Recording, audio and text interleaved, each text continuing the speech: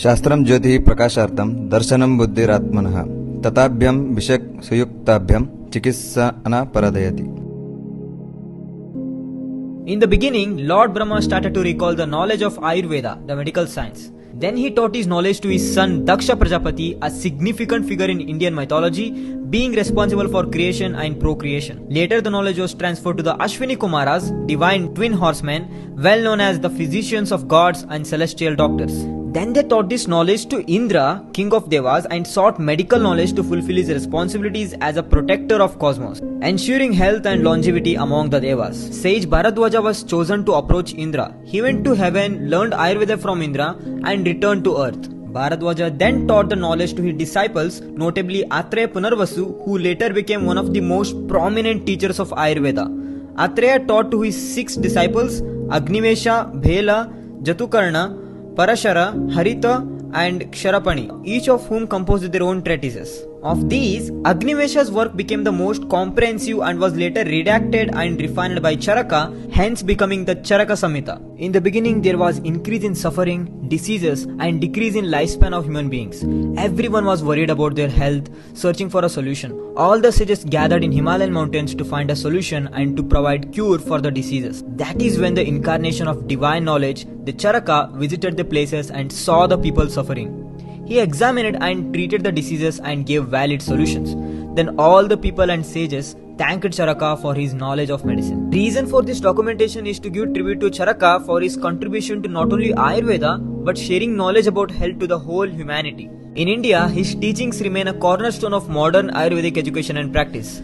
He is celebrated annually on Charaka Jayanti, a day commemorating his contribution to Ayurveda. Globally, his work has influenced Unani and other traditional systems and is gaining recognition in integrative and alternative medicine worldwide. A statue of Charaka stands at the Patiala-based University of Health Sciences and his name is often invoked in Ayurvedic institutions. But why Charaka Jayanti is celebrated on the occasion of Nagar Panchami? According to Hindu mythology, it is believed that Charaka is the incarnation of divine serpent king Adisesha, so every year it is celebrated on the occasion of this festival. There is also a myth that the Charaka is not visible or give darshana to anyone, but whenever the problems arise, he always stood by ensuring the health of humans and gave the book Charaka Samhita to understand how to lead the life and how to cure the diseases. His greatest work, Charaka Samhita, describes the eternal way to health approach in a step-ladder fashion of 8 sthanas connecting each other with salient features. Concept of balance of Tridoshas and Saptadhatus, maintenance of Samavastha of Agni in body, Aushadhi Dravyas, diagnosis and prevention and explanation of Rogi and Rogi Parikshas, following Dinacharya and Ritucharya as best said, prevention over cure, that is Swastasya Swastha Rakshanam, Aturasa Vikara Prashamanam. The Charaka Samhita is one of the most authoritative and foundational texts in Ayurveda, the ancient Indian system of medicine. Composed around the first millennium of BCE, it holds timeless value in the fields of health, medicine and philosophy. Here's why the Charaka Samhita is so important. It is one of the oldest and most comprehensive treatises on Ayurveda. Attributed to Acharya Charaka, it focuses primarily on internal medicine or Kaya Chikitsa.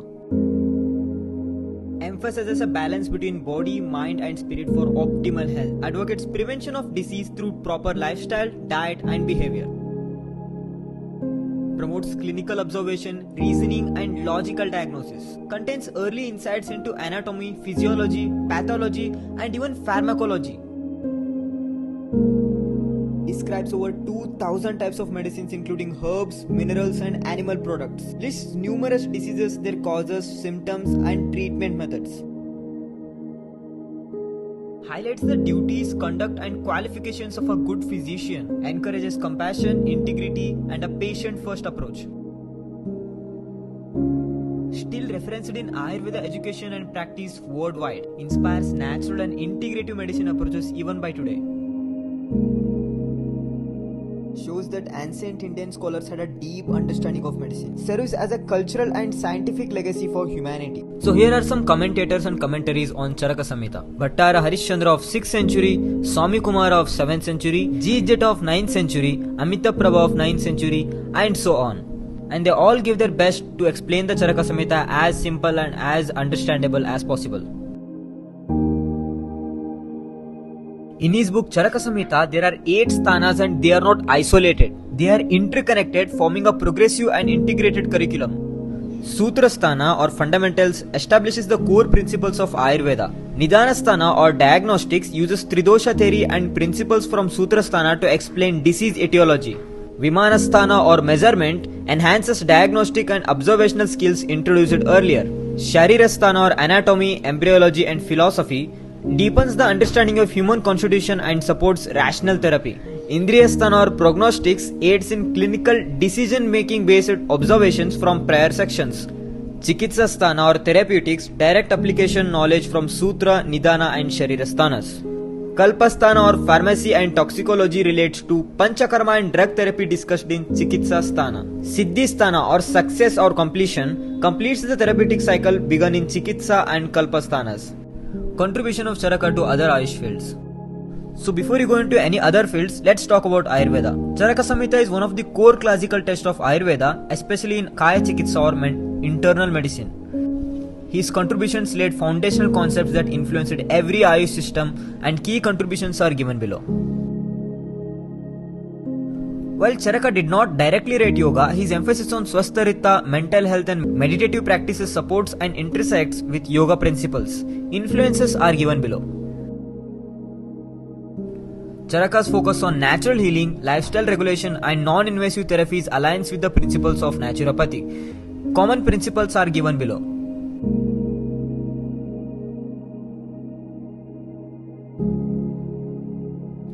Though Siddha and Ayurveda developed distinctly, both share Dravya-guna, Doshadhatu Mala concepts and a holistic view of health. Shared insights are as below.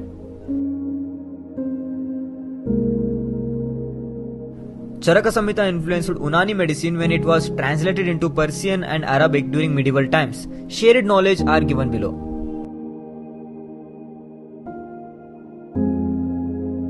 While homeopathy is much newer system, Charaka's teaching indirectly resonates with individualized treatment, holistic approach to mind-body balance and emphasis on vital force. Charaka emphasized high moral standards for physicians, stating that a good doctor must be truthful, disciplined, humble and compassionate, dedicated to the welfare of all beings irrespective of caste, status or wealth. Acharya Charaka's way of ideology and deep thoughts in the science of Ayurveda is very rooted, keenly observed and valid. The thoughts laid by him in his Samhita is the base of all the treatment.